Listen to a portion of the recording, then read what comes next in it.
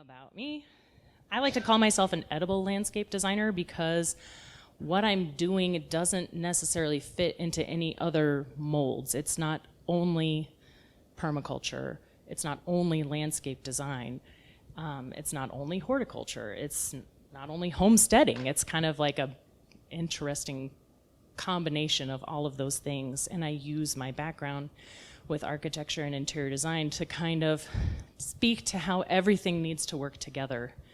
And it's my goal that in the end, I'm creating a master plan for my clients, whether it takes them 6 months or a year or 5 years or 10 years to even get started on it. They know how it will be in the end and that it'll be successful. And so my entire goal is to just change the way people are looking at their property, because we have so many issues that we're facing as food growers and stewards of the land that I think that we're going to have to change how everybody thinks about their landscape in order to get out of this. So let me click.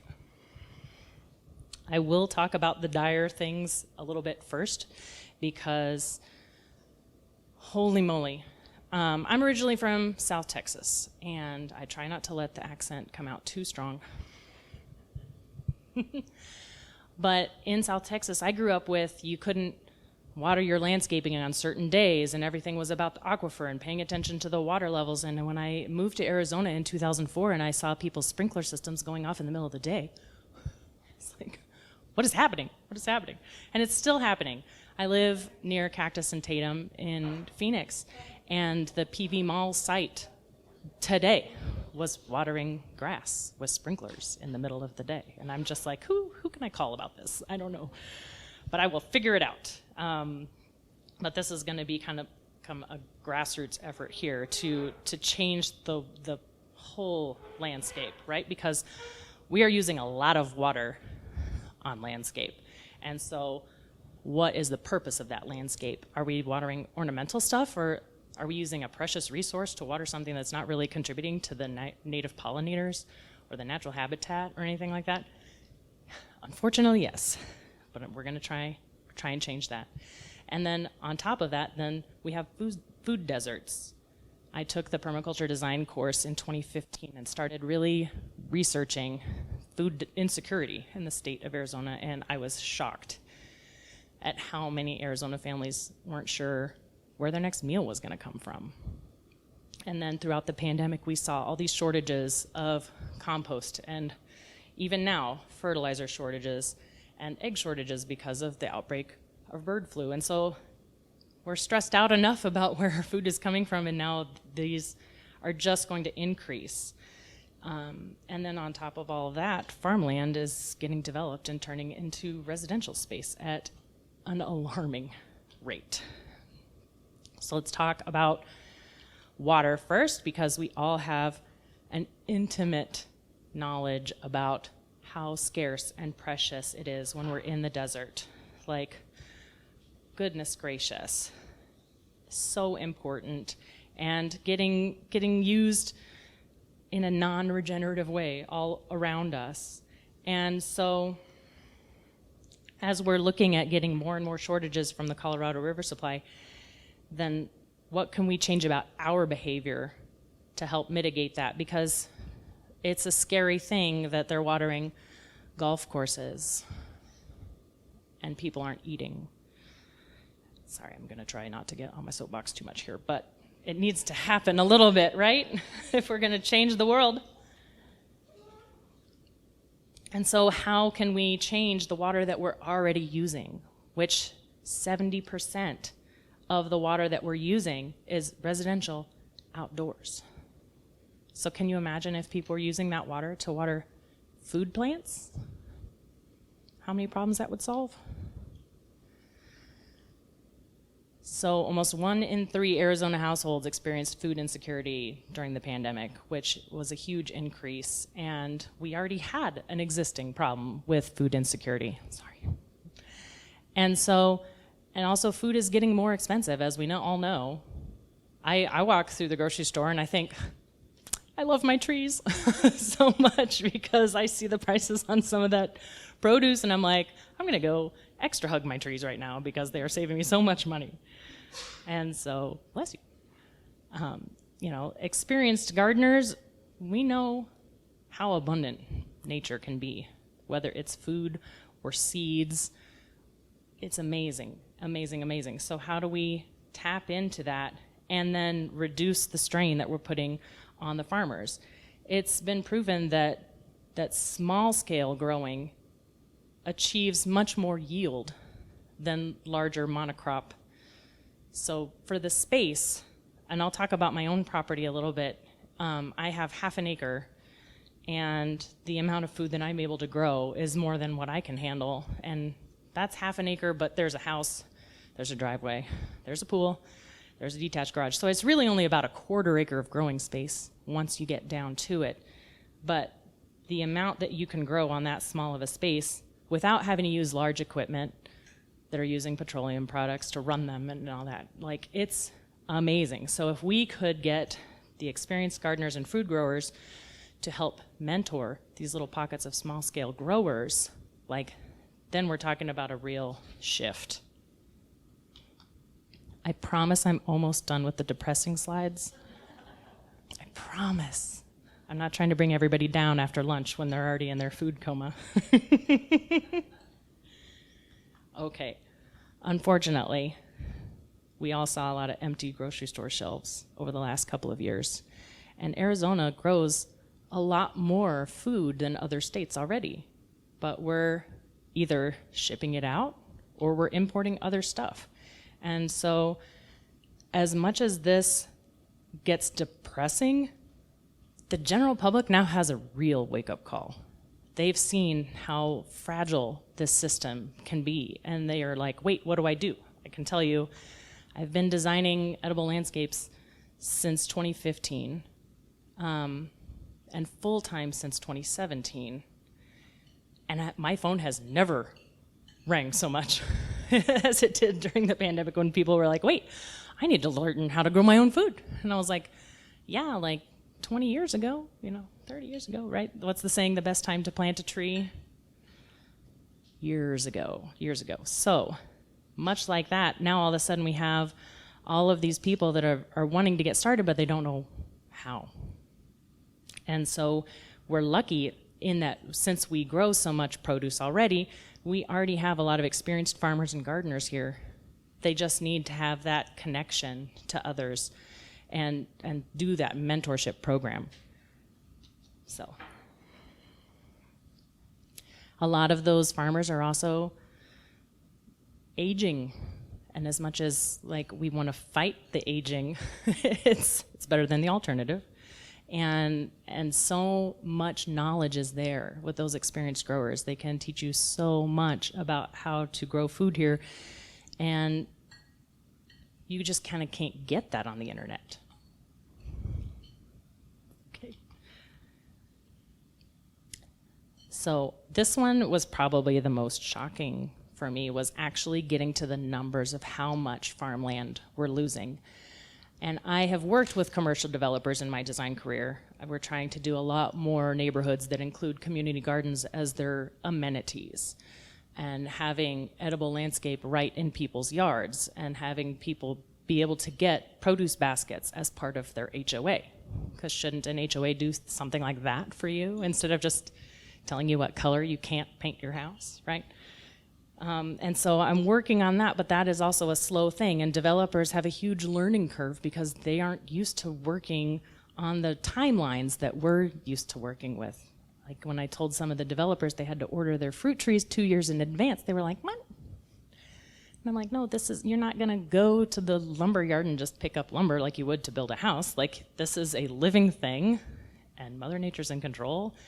And also, there have been some large closures lately of the tree growers. So we lost Ellie Cook out in California, and so now Dave Wilson kind of has a monopoly on fruit trees, which is pretty crazy, at least for the West Coast area. And so when I talk to people at Dave Wilson Nurseries, and they tell me that they've had people offering them cash for all the fruit trees and that they'll come and pick them up, and they want to jump the line and not understand how any of this works. I'm like, that's cute, but That's not, no, we need more people growing these trees. We need more people learning to graft and learning how to properly see them through, because as much as planting them is great, then we have to talk about pruning and fruit thinning, and depending on the tree, all of that is different. So that's, sorry, I'm gonna have to get myself right back on track here, because I go off on tangents, that's what I do, I'm sorry. But if there's not as much farmland, then we have to plant that stuff somewhere else. And so we don't want all of the responsibility to land on those dear farmers that are working their ever-loving fingers to the bone, trying to feed us. When I went to college in Kansas, there was a road sign, a little roadside sign that said, one Kansas farmer feeds 155 people and you. And that stuck with me all these years, because it's been a while since I was in college, you guys. As much as I hate to admit that. But that was, that sign was put up by a coalition that said that their mission was to connect producers and consumers through understanding. I just have to let that sink in. Understanding. And that connection between the food grower and the person that's eating that food. We all have heard, you know, like, know your local farmer and shopping at farmers markets and stuff like that, but it doesn't get any more local than walking into your own backyard. When you're, especially, I love it when you're like mid-cooking a meal and you're like, oh, I need this ingredient. Tiptoe, tiptoe, tiptoe. Here we go. Ta-da. Oh. I want everybody to be able to feel that feeling. It's so good. So good. And since we're already watering things, as long as it's not oleanders and bougainvillea, like, it's possible. It's possible. So that's a picture from my yard. That's my neighbor's oleander. It's not mine. But it's important to notice that in that same 20-year period that we've lost all that farmland, the urban farming, which I air quotes it, it's cute, right? It's trendy, it's going, you know, it's becoming more mainstream to be an urban farmer, but like really, it's not just about getting chickens because you saw some of these cute chickens on social media. Like, it's about acting like you're homesteading no matter where you are, right? And so while the city folk want to have their cake and eat it too, it's a big change. You know, rural homesteaders have been having to make ends meet this whole time because they have to. They don't live 5 minutes from a store where they can get whatever, you know? And so a lot of people that start urban farming start it with all these like gung-ho ideas, but they're still working a 9-to-5 job. And they don't realize the time commitments and the scope and how to size things appropriately in order to be successful. And so that's been a major part of my career, is helping people understand the steps that they need to take in order to be successful at this. So I get a little big with my ideas. I can't help it. But since I've realized that I'm kind of weird, I am. But in a good way, I think that could bring a lot of strengths to this industry. I've kind of mapped out a vision for how to make this change. And then after the next couple of slides, we'll go into each one of these different things and talk about how the Homestead design and all of those regenerative principles actually work towards actually getting to that goal of meaningful change where everybody's growing food in their yards. So we need to start with education. I know there's a lot of text on this slide. You don't have to like kill yourself trying to read it right now, because thankfully they're recording it and you can enjoy it later. But we are going to dive into each one of these topics as well. I try not to put too much text on the slide, but this is a big vision here that I was trying to make very concise. I get wordy, I'm sorry. This is another picture of my yard.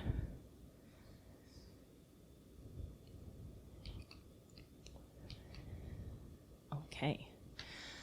So when we're talking about, I've got permaculture principles on the left, I've got regenerative agriculture principles on the right, but really it's all connected and they're interchangeable, and there's so much on here that I could talk about only that for an hour, that you're gonna have to kind of just be like, keep it going, Kristin, because I just love it all so much because it all creates change. When I bought my property, it was all rock and a couple of cactus. And it's taken me 10 years to really fill in that food forest. But it's been amazing watching the changes over that 10 years. And I did that while still working full time. And so there's an amazing, like, people come in, they see my yard. I recently got some new next door neighbors and they said, wow, you got a Sprouts and a Whole Foods right in your backyard. I said, thanks. I'm glad that they appreciate it.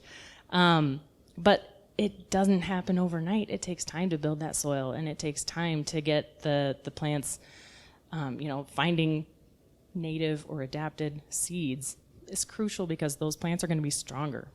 It's really hard to deal with so many plants that are shipped in from somewhere else because they've lived that greenhouse life and they're not ready for the oven. Baby steps. But if more and more people are growing their own food and sharing those seeds, then we won't have that curve of getting those things adapted, and then we'll just be able to throw the seeds out there, and there you go. And that's going to be awesome. I'm ready. I hope you guys are too, but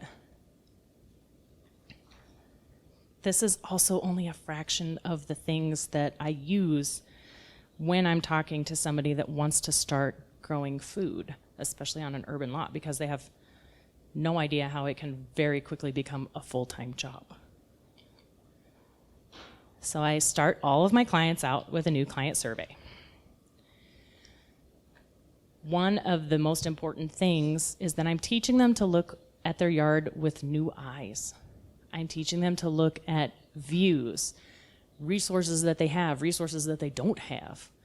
And then the scale, some people hire me and they say, oh, I only want like 2 or 3 fruit trees and a little veggie plot. And then they get the bug. And then I drive by their yard later and it's a jungle. And I'm like, you should have called me back. Sorry. Things are planted in the wrong place and I just want to go and knock on their door and be like, I love your enthusiasm, but that understanding of scale is so important. So I ask those new clients, how many hours a week do you want to dedicate to maintaining this? Because with normal, ornamental, useless landscape, sorry, I said it, you can just hire the blow and go guys to come in and just rip through and remove all the organic material and cart it off to the dump. Because I don't know whose idea that was, but I would like to find them. You can't just hire any old landscaping crew when you're designing and installing and maintaining an edible landscape, because most of those guys don't know what any of those plants even look like, much less to leave them alone. And it happens to me too. So many of my design clients are like, well, do you have a crew? I wish. I try and I hire people to work in my yard, and if they do a good job, I would refer them out. And it hasn't happened yet. Tear. But it will. I'm not giving up. It will happen because we need more people in this industry that know how to do that, because good Lord, let me tell you, right now the going rate to go out and prune somebody's fruit trees, a knowledgeable person, $75 an hour. That sounds pretty sweet, right? I'd like to make $75 an hour. Okay. To be outside. And so, especially for, bare root fruit tree season, that's like, winter, which is the best time to be outside in where I live in Arizona, right? So very favorable working conditions and very good money, but we need knowledgeable people to do it. So that's another soapbox that I could talk for hours about. I'm sorry. I get excited.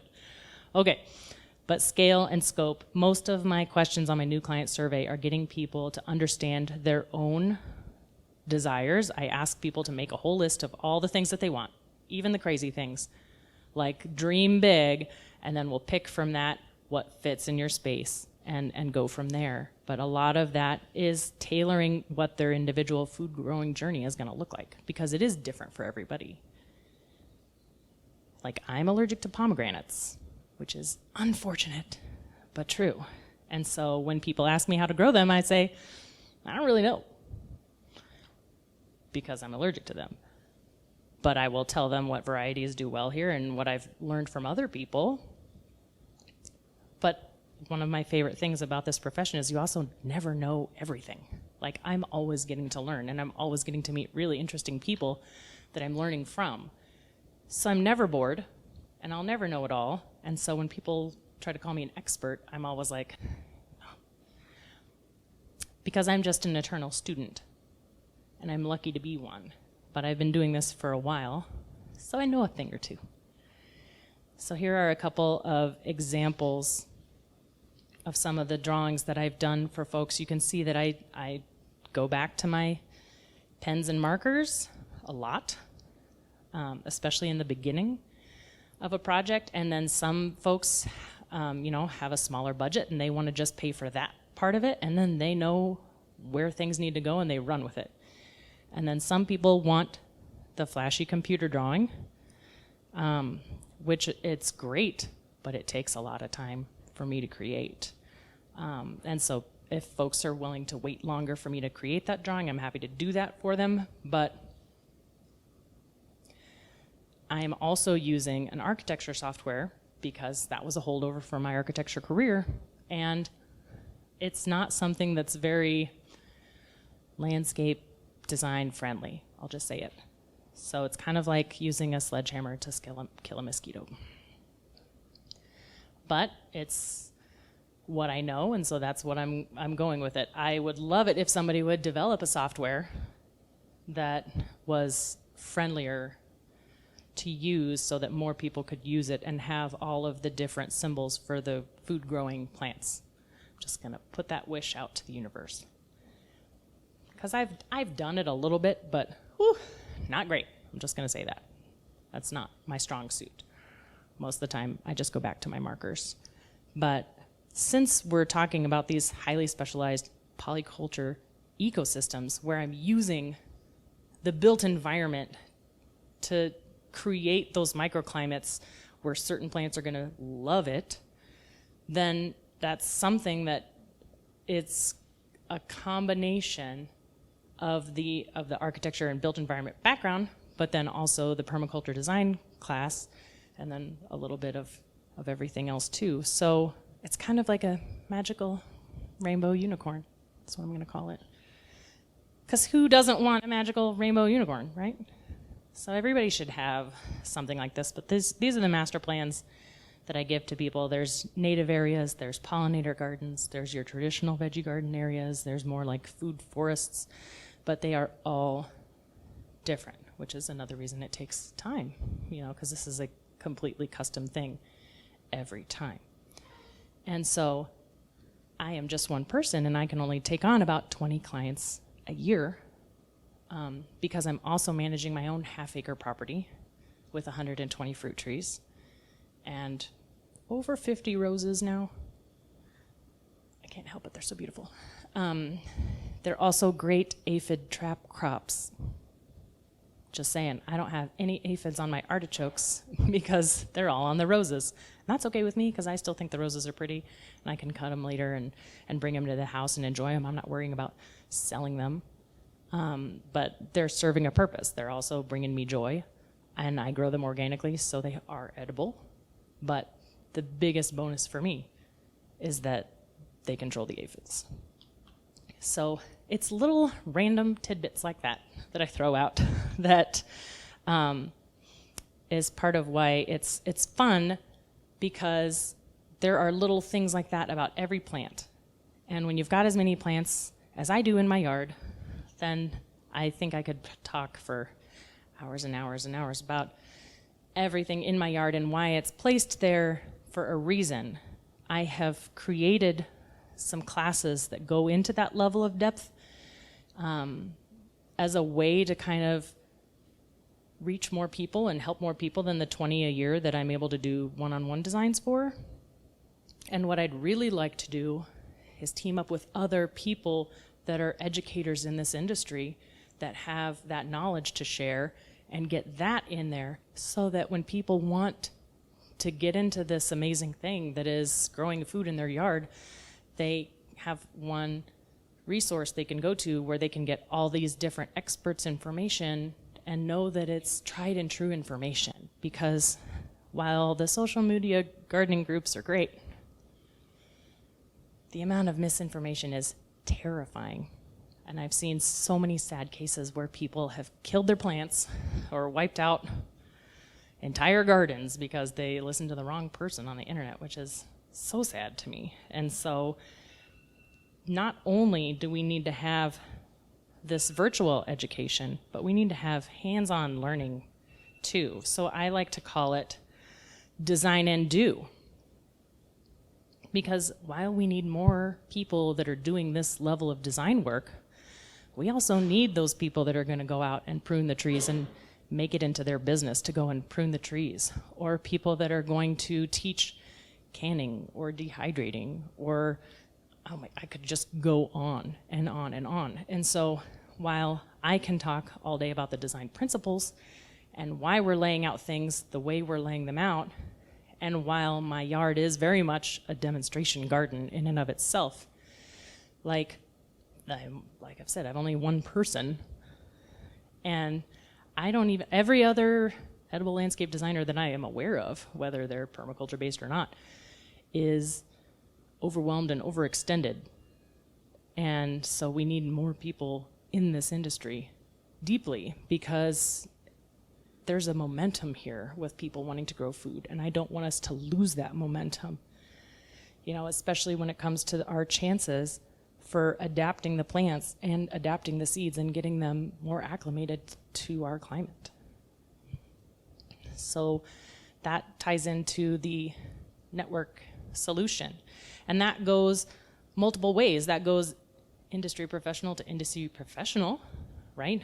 I would love to be able to network with people that are installers or maintenance, or just doing the veggies, or just doing the herbs, or just doing the native pollinators, you know, and all work together and create that peer-to-peer, but also then create that mentorship program for all of the newbies, because it can be a really gut-wrenching thing to get excited about it and plant a bunch of stuff and then realize you planted it at the wrong time. Or, you know what I mean? Those are the kind of lessons that I learned myself when I moved here in 2004. I went and sought out some local classes, but there was nowhere near the amount of momentum in 2004 as there is now, and that's so exciting to me, because I think that we really do have a chance to make some positive change. One of the other speakers in this series, Greg Peterson, this is an as-built drawing that I did for him of his property in Phoenix. So that was different because it wasn't my design work. That was just me documenting his before he moved. But it's just a great example of how many food-growing plants you can fit on a residential lot.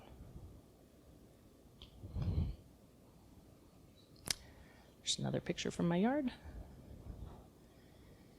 So I talked about this a little bit on the previous slide, but what's important to me about talking about moving forward this way is because we've been so separated over the last couple of years.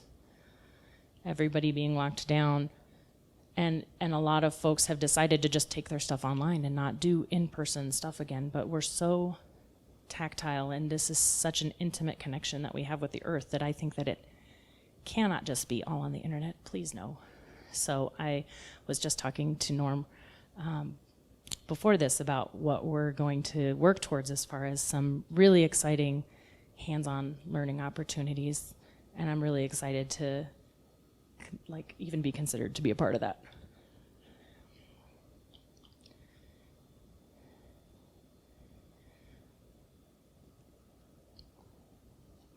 So I like to always just break it up into a bunch of little easy pieces for anybody, because anybody can learn how to compost, anybody can swap out some landscaping. One of the easiest things to do is stop using chemicals on your land, because then you're just not doing something. That's a nice easy button thing.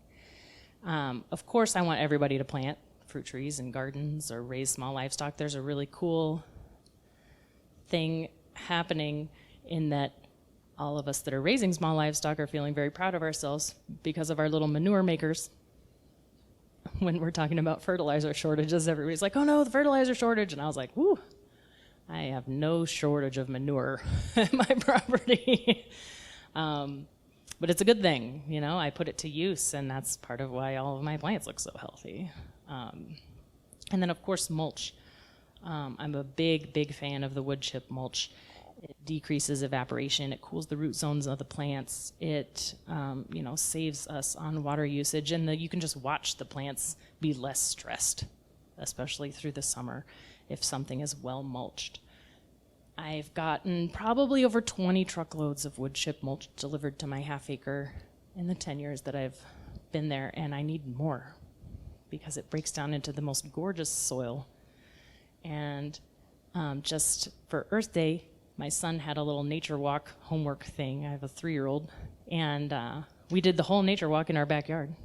And I was proud to say that, worms was on the list, and I took a little hand shovel and got a worm first scoop. And it's because I'm seeing worms now on my property where there was dead dirt before. And it's now alive and healthy soil, and so much of that is because of the mulch and me just putting organic material back into that soil. And so soil building is so crucial to the success of this. But it's kind of one of those secret superpowers, because you don't see it unless you've got your hands in the dirt, or you're digging, or you're getting in there, or raking back that mulch. But every time I do, I'm just like, ooh, I'm like, pat myself on the back. But also just getting the word out is a huge deal. One of my favorite things about this is when people come to my yard and they get to taste something they've never tasted before. Like, I get weird about it. I'm like, just eat this, like, trust me, you're gonna love it. And they do. And then I'm all proud of myself, because then they say, how can I grow this in my yard? Yes, got another one. And so, we're right there. We are right there. Can you tell I love my artichokes? They're in most of the pictures. I'm working with the city of Phoenix to try and create some other really cool things for community gardens. That's super secret. I guess I shouldn't have said it, but I did. I can't take it back, but no pressure. Hopefully they move forward with it now. But creating the support for that legislature to move forward, it's really exciting to see that they're much more open now than when I first moved here about creating legislature for protection of water rights, for growing food, and improving conditions for not just full-scale farmers, but also the small-scale growers and the community gardens. So that is really, really exciting. And so I hope it moves forward. I don't know. I'll keep you guys posted. But one of the other speakers, I believe it was Roxanne, talked about having the greater appreciation and respect for the plants and respect for the land. And I think that encouraging people to change that landscaping to native or edible, or hopefully both, is a sign of respect. We're not just planting whatever because we want it to be whatever color or be the right size for the space. We're planting it because we love to eat it, or because it's good for the pollinators or good habitat for the native wildlife. And so just changing our way of thinking about it so that we're thinking but we're also feeling and being respectful, that resonated with me so greatly. One of the couples that took the Permaculture Design class with me in 2015 pulled me aside and said, "This is all great and all, but can you do it where it's aesthetically pleasing?" I said, yes, absolutely. Okay, I think all plants are beautiful. But yes, sometimes it's putting them together in the right way where they're beneficial for each other, but they're also beautiful groupings of plants is something that the general public really needs to see. I can't tell you how many delivery drivers have showed up and walked through my front courtyard and not realized that they walked past 6 grapevines, sweet potatoes, a weeping Santa Rosa plum, dwarf peaches, dwarf nectarines, until I pointed out. And then I'm like, here, eat this. It's my shtick, I guess. But I do really try to use my own landscape to be an example. So in these pictures, this is one of my multiple fruit tree guilds. There are 7 fruit trees in that one picture there. I've got the raised beds in the front just to kind of create edge, which is another permaculture principle there. A lot happens at the edge. And I use that to also plant the pollinator support plants. What you don't see in this is the huge cardinal basil that I grew last summer that was amazing. And the bees loved it so much that I will grow it from now on. And then, of course, our reclaimed high school football field, because I'm not going to water grass. Sorry. My whole philosophy is if I'm going to water something, it's going to feed me back. And if I've got something that I've planted that's not going to feed me, it's at least going to, take care of the hummingbirds or the butterflies or the bees or all of the above. So there's my little gardener eating mulberries until his whole face is purple and his hands. And then it's just been so exciting to watch all of the different birds and butterflies and the life come back into that yard over the last 10 years. So it is very much a demonstration garden that is shown that it's edible landscape, but it's beautiful, it's functional, it's delicious.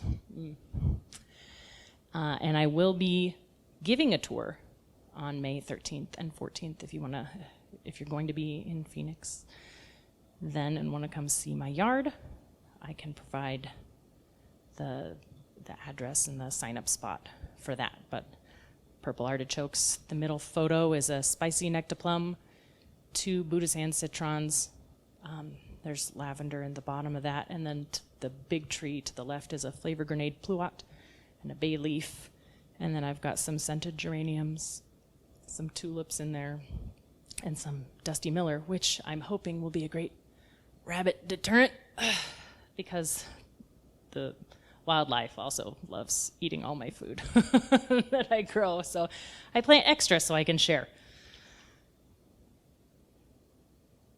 And then artichokes with straw flowers, which are also great for the bees because they bloom for a really, really long time and they can take our full sun. Then in the middle is an apple tree. I've got roses underneath. I've got salvias underneath. And then on the right is a weeping mulberry, which is just the cutest thing ever. When my son plays under there, that was like what I planted that for. I have like 6 different mulberries, but I just love that shape of that tree. It's so fun. And then in the background there is the Revit model of my property. It's a work in progress, but it's got a lot. So if you want to ask some questions about it, I'm happy to answer any questions about that or the design or how we're solving all the things with yes. Ooh. Here, I'm going to capture this here. So he asked if I incorporate gray water systems. So I do with regards to the laundry. I use biocompatible soap and the laundry just goes out into one of the planting areas. At this particular time, that's the only thing that I'm really doing. I'm still in negotiations with my husband about rainwater catchment. Everything drips off the roof, but I'm just planting things where they get the benefit of that in the meantime. And then we are getting solar in the next 2 weeks, so I'm excited about that. But it's like part of my job as an edible landscape designer is also to a little bit be like a couples counselor or a mediator, because it seems there's always one that's super into it and gung-ho, and one that's like, I don't know about this yet, and so I try to incorporate. That's where the outdoor living comes, is like, what can I do to make the other one happy too, and have spaces where once they're out in the yard and they're enjoying it and they're seeing those benefits, they're like, oh, this is actually pretty awesome and pretty cool. So they come around. Even my husband loves the plants now. Hey. So many people. So you deal with that many people each year. My kind of burning question is, I walked into Home Depot the other day, and in the front entry, it's piled with Roundup. I have to imagining taking them one by one and throw them out in the parking lot. It's just. So how do you deal with people who have this mindset that it's acceptable to buy this, and stores that promote it? Well, that purely speaks to that education point. Like, I've been tempted myself when I've seen folks out there with the little spray bottles in their yard. I'm tempted to pull over and just slap their hands. Just be like, nope. I think that I'd love to go back in time and figure out whoever thought it was a good idea to put decomposed granite in every yard and create a giant heat sink and just smack them too. Like, we're slow learners, aren't we? And a lot of times we have to learn things the hard way. I think that that's where I try to let my yard speak for itself, because when people come over, yeah, they're gonna see some weeds.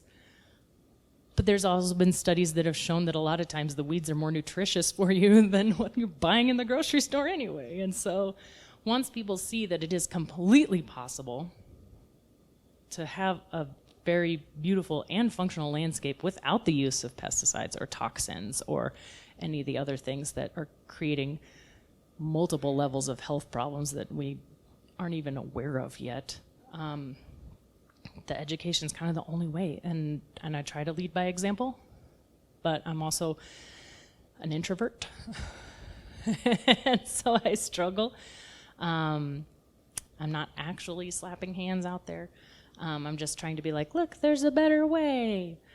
And so as more and more people are showing that it's not necessary, I'm hoping that folks will rethink how they're spending their dollars and realize that they should be spending their dollars on plants that feed instead of things that kill. First off, fantastic presentation. Secondly, what is the smallest property that you have worked on, and what would you suggest for someone who has a very, very small property? I think the smallest properties I've worked on are in the 6,000 to 7,000 square foot range for the property. So let's see, I'm not great at math in my head, but if an acre is 43,560 square feet, we're talking less than a quarter acre. So, but you can do a lot with just, patio gardens, you know what I mean? My container gardening is not my strength. I wish I was better at it, because there's just so much more of a water requirement in things that are in containers. But one of my favorite permaculture principles is small, intensive systems. When I learned that, I was like, game changer, because I always knew I wanted to do a big property like this. And yes, it seems a little silly for me to be like, half acre is big, but I struggle to keep up with a half an acre. So originally I wanted a full acre. I'm kind of glad that I didn't get a whole full acre, because what would I have done to myself? When I got this property in 2012, I moved from a 9,000 square foot lot that had the house and the driveway and the pool. And so I had a very small growing area.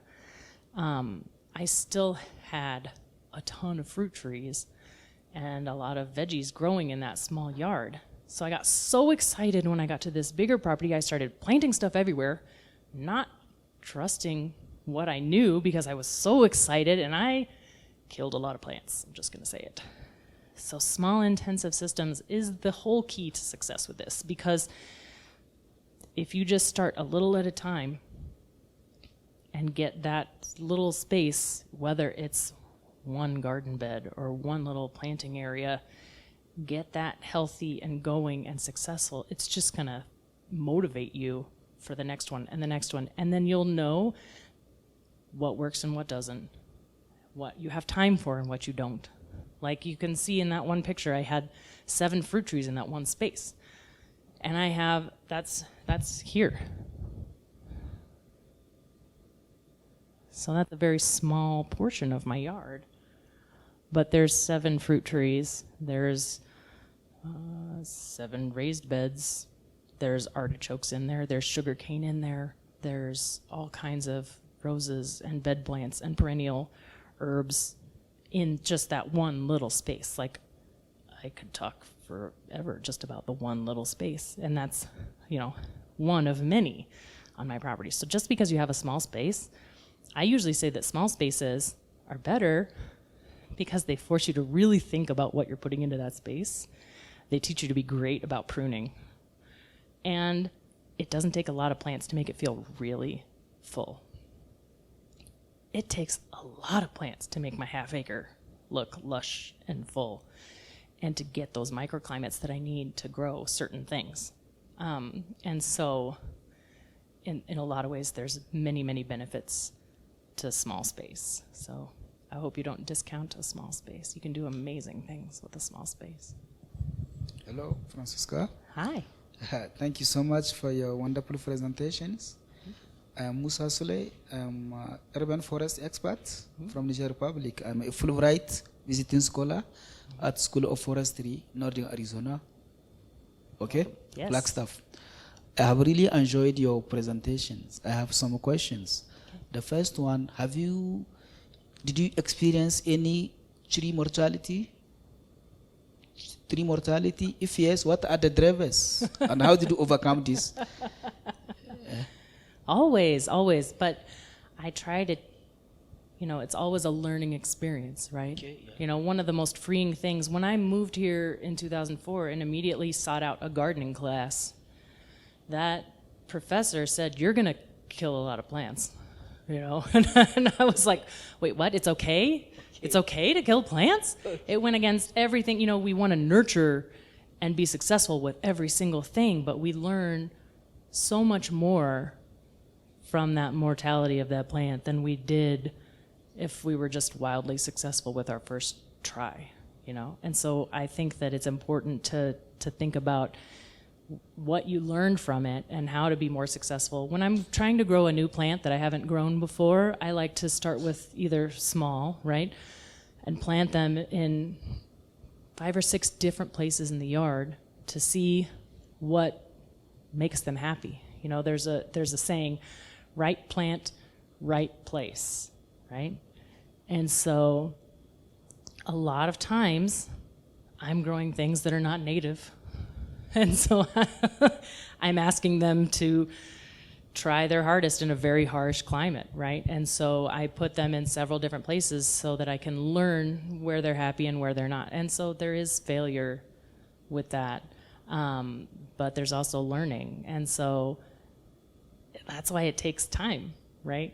Unless you know somebody else that's already being successful with that certain plant and they want to tell you, The urban plant mortality is one Yes. of the issues you have in the urban forestry. Because the urban forester, the only thing you're interested in planting, you're not interested in the pathology of those things. Sometimes you have to see some of the technicians to tell them this is sick, my tree is sick, is not feeling well. To come and look at it to see what is happening, okay, so that they can give you some solutions. Yes. Okay, and my second question before giving you the flow, I have seen you put something like rice livestock. Something like, Yes. okay, which Yes. kind of animals do you mean? Can you break it so that I can understand? Because to me, in the forest, Yes. when you bring animals, mostly in the urban areas, they can create some vandalism. They can destroy some of the... Oh, yes. Yes, some of the...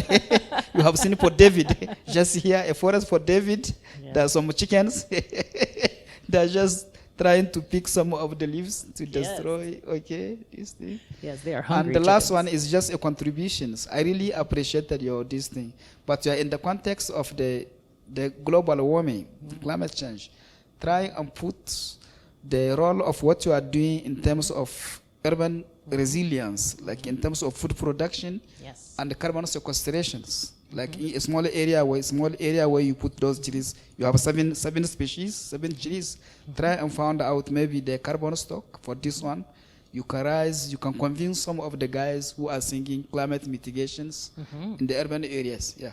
Thank you so much. Yes, absolutely. I want you to make sure that I answer all of those questions and speak on all of those things, because that was a lot of really good stuff, so thank you. Yes, so the heat island effect. Like, I am a weather nerd. I don't know if it was the 4 years I lived in Kansas, where you had to pay attention to the weather, because otherwise, woo, tornadoes. But I have probably 5 or 6 different weather apps on my phone, and you can watch the storm systems come and hit that heat island effect and just dissipate. And so that's another reason why I say I want to smack the person that decided we should all put DG in our yards. Because I think that having the mulched yard and having the vegetation does counteract that heat island effect in a way. And if we're mulching it, then we're not doing it with using a bunch more water either, right? And so that cooling effect is so real, and you can see it, I mean, just walking through my yard. If you're walking through where I have the reclaimed football field, that's hot, okay? Because that fake grass stuff gets hot. But we saved it from the landfill, okay? And my kid plays on it, so we're keeping that, right? At least for now. And it is hot in this part of my yard, okay? This, 10 degrees cooler. 10 degrees cooler. And back here, duck pens. So I raise Muscovy ducks. I used to be into chickens. I was so into chickens that I was on the Tour de Coops. If anybody's heard about the Tour de Coops. That's highfalutin chickens. Spoiled chickens, right? But I have switched. I am now full duck. Ooh. So Muscovy ducks originated in South America, right? These are like tough jungle ducks. I can go out in my yard when it's 115 and they're just like, what's up? I'll scream a little with the hose and they're like, thanks. But we didn't need that, you know? They handle the heat so much better than chickens. You know, chickens, you name them, you get attached, summer hums, they die. Heartbreaking, right? The Muscovy ducks also don't quack. So I've had 150 ducks. Okay, I hope nobody from zoning is listening to this. I've had 150 ducklings hatch in my backyard before, and nobody knew it. I've taken duck eggs to my neighbors, and they're like, "Wait, you have ducks?" So they're quiet. You can raise them for meat. You can raise them for eggs. Since we're in town, and you're not supposed to have roosters, even though some people do. Since they're quiet, you can have the boys, and then you can have the babies, and then you can have all those different things. You can show, I've sold them to 4-H families so that their kids could show them in the fair, because if there's a family that's going to raise an animal to go to the fair, it doesn't get much easier than a duck. So it's kind to those families too, because it's a big thing to ask them to take on a goat, right, or a cow. I briefly had a cow, which is a whole other story. But good Lord, what a lot of work it is to milk a cow twice a day. Whew, I have a new respect for dairy farmers. I could not do that at all. But right now, Muscovy ducks is the only small livestock I personally raise. But they create manure for me. They're great bug control. When they forage, they're more delicate doing it with their bill, so they're not scratching like the chickens do, moving around all my mulch. So, and they don't require a pond. I just have little stock tanks. And so they're just like, I suggest them to everybody as far as a great backyard chicken alternative. They supervise forage, okay? Like, I have to supervise them for many reasons. We have coyotes, we have hawks, you know, owls, all kinds of things that also want to enjoy their tastiness. So they're penned most of the time for their own safety. But I'm also in my yard a lot, so I'll let them out when I'm in my yard, and it's just so fun to watch them do all their little exploring and finding bugs and getting happy. They will prune my trees if I let them. They will eat my passion fruit vine if I let them. What else? Oh, I had a male Muscovy that would follow me around when I would thin my peaches, and he would eat the little baby peaches. He loved them. But they're great. They love eating the artichoke leaves, and so then I'm supplementing their diet with greens from the yard, and so that's a really great symbiotic relationship I've got going on with the ducks. So I'm a big, big fan of the ducks. So I think I covered a little bit of Heat Island and a little bit of ducks. Did I get all your questions? Okay. Yes. I have a duck question. Ooh, yes. How do they do in cold weather? That do particular great. breed. Yeah. They do great in the cold. Okay. Yes. Yes. I have friends up in like Maine that raise them. So yeah. What are the advantages of wood chips as mulch over, say, straw? So sometimes with straw, you end up with herbicides that you didn't plan on because you don't always know how that straw was grown. And I've had some unfortunate friends who mulched with straw and it killed some of their plants because that straw had been treated and they didn't know that.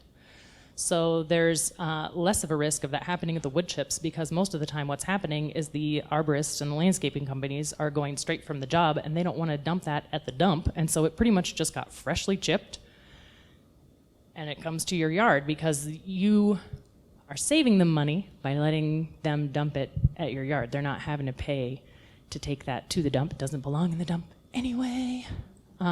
Sorry. But oh my gosh, so many benefits, so many benefits. First of all, I hear people say, what about termites? Termites like big chunks of wood to chew on. I don't like little stuff. I have not had any problems with termites. I have not had any problems with scorpions either, because scorpions like dry desert environment. And wood chip mulch is kind of like a lovely sponge, and it holds in the moisture, and it creates an environment that the scorpions don't like. And so, in a way, it actually provides some of that benefit too, that you're not having to deal with scorpions. I have had more ants, but I'm okay with that because they're working, and they're composting, and they're breaking that stuff down, and they're going. You also get a wonderful bloom of fungi and mycorrhiza, and it's very alive as it breaks down. There's a very popular occurrence when you get a large truckload of wood chips that is called dog vomit fungus. Which, why? Why make it sound so bad? It's actually really good. You just break it up and just kind of bury it and let it keep doing what it's doing, because that's good stuff. Good stuff happening. So, and then I mentioned before also just you're using less water to keep your plants happy because their root zones are cooled. So I have one of those little like laser temperature guns, and I love going out in my yard in the summertime. And you know, you point it at the sidewalk and it says 160, and you point it at the rocks and it says the same. And then you go and you point it at the mulch and it says 85. And you dig down into the mulch and it says 70. And then you're just like, oh yeah, no wonder my plants are happy. They're not feeling this heat at all. And I see so much use of shade cloth in people that are trying to grow food. They're always building these intricate, unnecessary, bless their hearts, structures. That was my Texas that got out, y'all. Sorry. I don't do any frost protection in my yard, and the only area that I will put up some shade cloth is over by the ducks over here. But that's more for me, because I've had skin cancer, and that's no fun. And so I put some shade cloth just over that one spot over by the duck pens, because that's usually where I'm growing some flowers, and I'm out there in the summer because it's flowers that like to bloom in the summer. Bless them. But I joke that it's more for me because the the wood chip mulch is acting as that shade cloth for the other plants on my property. And so maybe I should try wood chip in those flowers. But the benefits are just like insane and hard to ignore because it's so multifaceted. And the number one thing that our soil is missing is organic matter. So the fact that it breaks down and adds organic matter to that soil. When I dug some holes for some fruit trees this year, the top 4 inches of the soil was like black and beautiful, gorgeous. And then deeper down in that hole, you saw the clay, where there was less worms, less life. But that 10 years of me wood chipping in place and creating that forest floor effect, really, you could see, it was really cool. I put it on my business Instagram if you want to see the picture. But it's amazing, yes.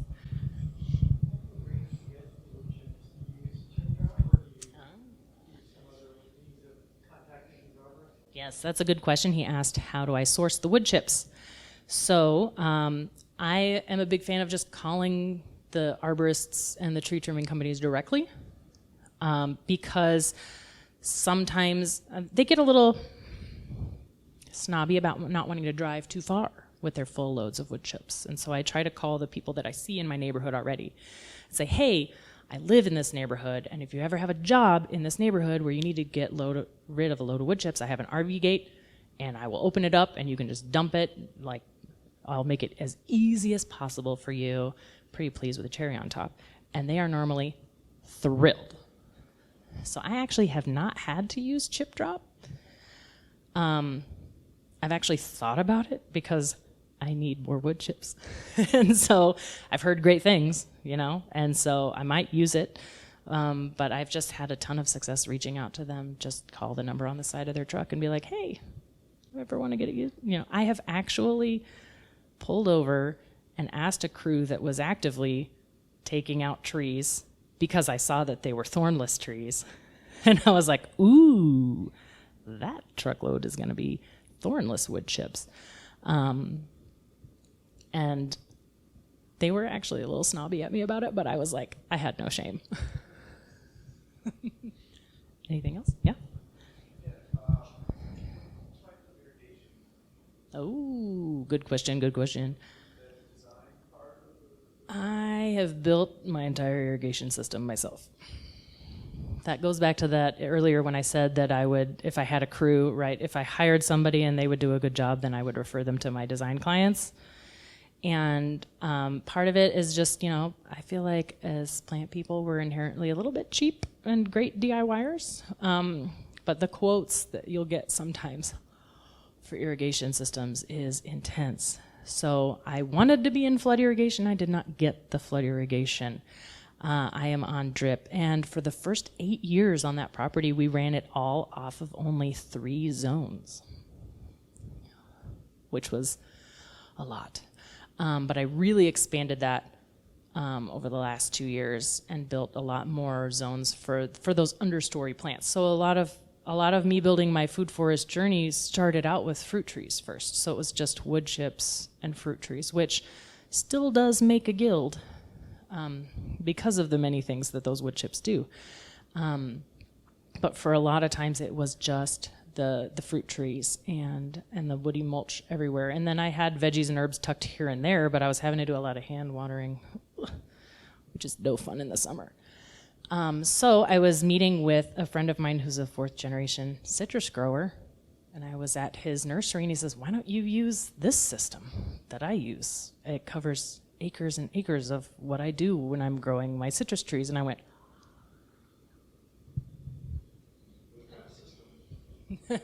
so that is I use the 1/2-inch polytube, right, to get through most things, which is great because that can just lay under the 6 to 8 inches of mulch that I've got in my yard, and I'm not having to trench, right? It makes it very easy to add to, and then I use systems that are called spot spitters.